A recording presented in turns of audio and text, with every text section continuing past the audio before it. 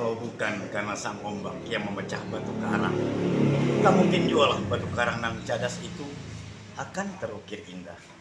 Kalau bukan karena rasa sayang dan cinta, tak mungkin jualah kau membuka channel Republik Kelekar.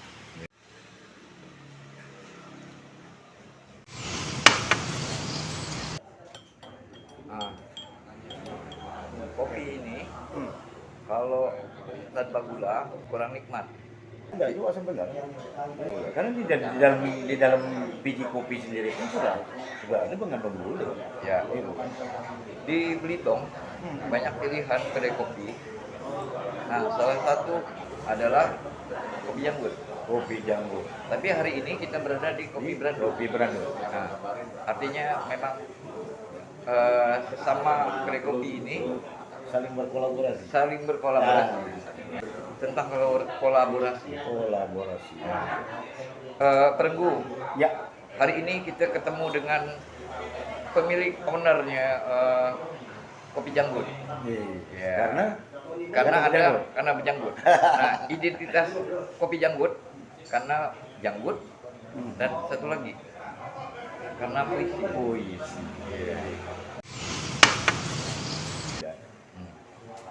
Ada satu tradisi kalau di warung kopi janggut itu sendiri adalah puisi. Hmm. Terpaksa kita buka dengan puisi. Iya. Sahabat, semoga tiadalah risau yang berkecamuk di mimpi-mimpimu yang kelam sampai fajar mengungkap nanti setelah kau mendekap kopiku. Ya, itu deh. Iya. Nah, seni tradisi ini tidak lepas dari kebiasaan. Ya. Kalau kebiasaan berpuisi, Anda bisa menyaksikan di kedai kopi janggut. Betul. Setiap malam ada kopi, ada Pertunjukan lah. pertunjukan dan ada puisi. Baca puisi. Kalaupun tidak dibacakan, seluruh dinding-dinding dari ruang tempat kopi Sampai kamar tidur, sampai ruang kamar mandi kamar mandi ada puisi. ada puisi. Nah, artinya puisi sudah menjadi tradisi. Iya. Nah, soal berkarya, apa yang membuat puisi itu menjadi nikmat? Ya, kenapa sih? Gitu kan, aku nerjingkan puisi. Iya. Memang latar belakang gitu, memang dulu saya seorang teater. Iya. Teater ini walaupun teater lokal ya di Belitung sendiri. Gitu. Nama teater aku dulu teater rekan Iya. yang maha guru gitu itu namanya Padri Tumarangkuang. Selamat siang, Bung Padri, kalaupun mendengar ini, dan sahabat-sahabat teater rekan. Iya. Jumpa lagi, mudah-mudahan. Lama dah ketemu. Bentar.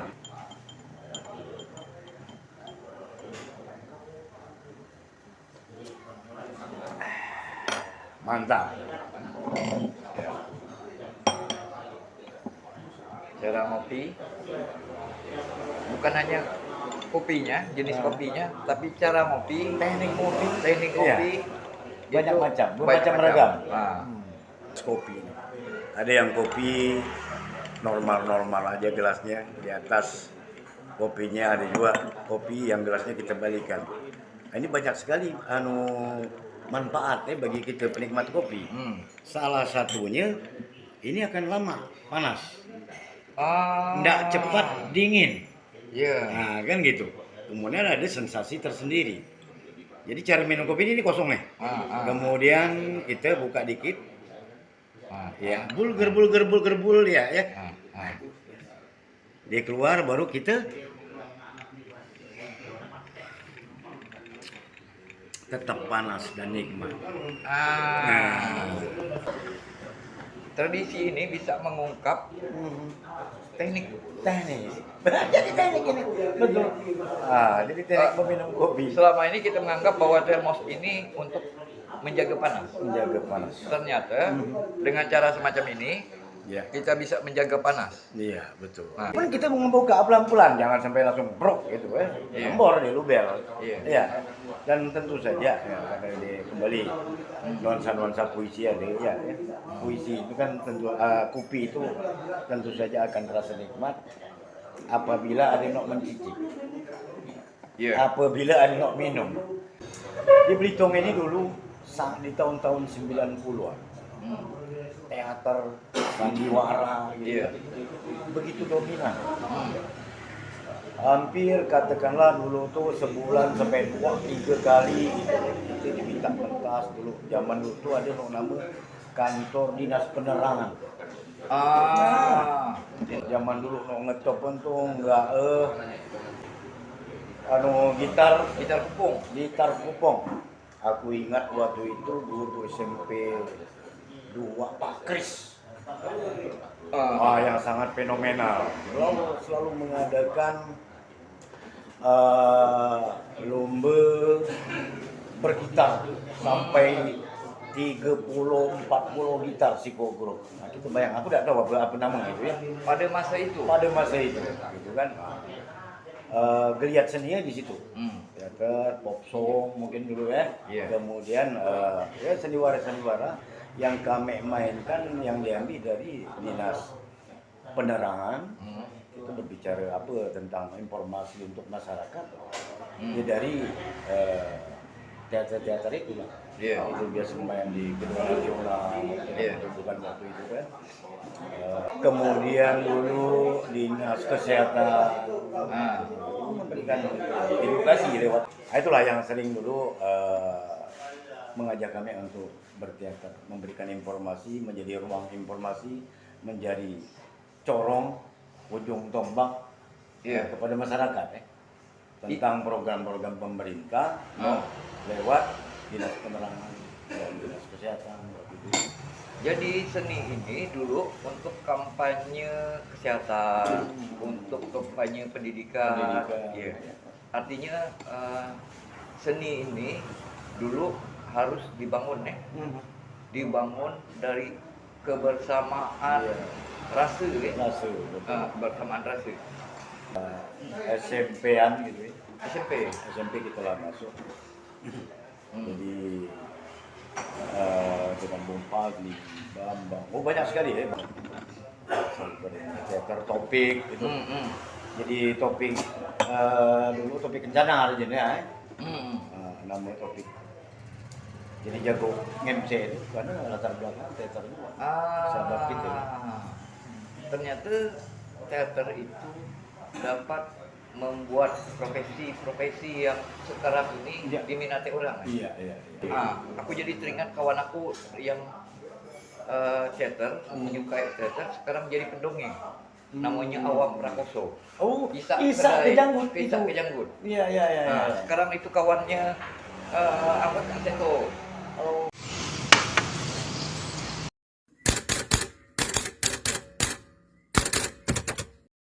Nah, ketika kita seni tradisi ini berkembang, perlu ke sertifikasi. Kita berbicara ini ya, seni tradisi. Iya. Seni tradisi ini tentu saja yang dilakukan ya, yang dimainkan, yang dipertunjukkan oleh entah itu perorangan, komunitas, ataupun sanggar-sanggar.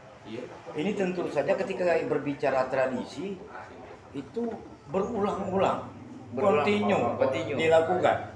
Ada duit, tidak ada duit. Ada pertunjukan, tidak ada pertunjukan dari dinas tadi. Bukan sekedar katakanlah tradisi proyek misalnya. Bukan. Iya. Ada tradisi baru soalnya. Tradisi proyek gitu kan. Tapi sangat menyambut baik juga. Jadi proyek itu bisa menghidupi seniman yang ada di Kabupaten Belitung. Tapi ketika kita berbicara seni tradisi, tentu saja ini tradisi seni yang lahir secara entah itu dari turun menurun, leluhur, atau diciptakan baru kreasi baru, tapi maintenance-nya berulang-ulang lah ya, berulang-ulang menjadi kontinu, bukan hanya duit, bukan hanya karena duit, tapi duit terus. Kalau berbicara sertifikasi, kalau para seniman tradisi mungkin tidak memerlukan itu, dan tidak membutuhkan itu. Mereka bekerja dengan hati kok, iya kan? Dan juga mereka kebanyakan tidak mengharapkan sebuah imbalan. Imbalan itu mengikuti. Setelah mereka bergerak, setelah mereka melakukan, baru mendapatkan hasil. Itu seni tradisi ataupun orang-orang tradisi. Jadi pengakuan seniman itu dari penonton. Jadi biarpun ada seniman punya sertifikat besar, diundang dari proyek yang besar, tiba-tiba penonton nggak surang, nyaman keras ya. Walaupun bersertifikat ya. Ketika kita main di Tanjung Layang, pernah gitu. Itu coba dari rumah gitu kan, pergi ke Tanjung Layang dengan semua berkobar-kobar, harapan gitu ada ratusan ribuan atau mungkin jutaan penonton ya. Itu kan nonton orang 11, itu kawan-kawan kita. Hancur rasanya. Bisa jadi sertifikasi seniman itu menghancurkan perasaan seniman sendiri. Cuman ada satu keuntungan, ada satu keuntungan. Ketika mungkin gitu kan ada seniman yang bersertifikasi, mungkin di suatu saat nanti ataupun kelak dengan sertifikasi itu nggak berguna bisa. Katakanlah dia bisa menjadi tutor, ya kan? Nah, dia bisa jadi pengajar dengan konteks di akademis, bisa ya? Bisa. Kalau gitu ada kesimpulan cangkiri-kiri. Ada seniman untuk tradisi, ada seniman untuk industri. Kalau seniman untuk industri macam di barat-barat, kan? Jadi kalau dia tampil itu ditanyakan sertifikat ada kan? Atau dia untuk industri, kan banyak tuh pemilihan idol-idol kan, dia jadi juri. Tapi tadi kembali ke sana, yang menjadi juri dari seniman tradisi itu penonton sebenarnya. Juri lah itu. Ketika juri. sebuah tepuk tangan didapatkan oleh suatu pelakon, itulah juri. Walaupun kadang-kadang kita tidak tahu juri itu bersertifikat apa enggak. Ada biar kecil bertepuk. Biar kecil masa ditanya ada juri, ada sertifikat ada ini bertepuk juga gitu kan. Apa sih rasa kebanggaan? Rasa apa sih yang didapatkan oleh seniman? Gitu. Itu kan memang hasil. Hasil itu bukan berupa uang saja. Tepuk tangan, senyuman, gitu kan. Seorang dokter dia rajin nak diajak tampil untuk main dulmuluk. Ditulis ungkapan perasaan dia itu ditulis di koran Kompas kalau tidak salah. Itu judulnya Cak Rajonian. Ketika dia tampil melakoni seorang raja gitu, dia merasa puas. Apapun yang terjadi gitu ya, para seniman ataupun pelaku seni kenapa sih jadi pemeran utama di dalam individu seniman, baik itu seniman tradisi ataupun profesional, tentu saja menginginkan pertama ketika dia main itu penontonnya banyak. Kemudian cari-cari apa sih supaya penontonnya banyak? Ya banyak macam. Ragam mau dipakai dari pelakon itu sendiri, kan?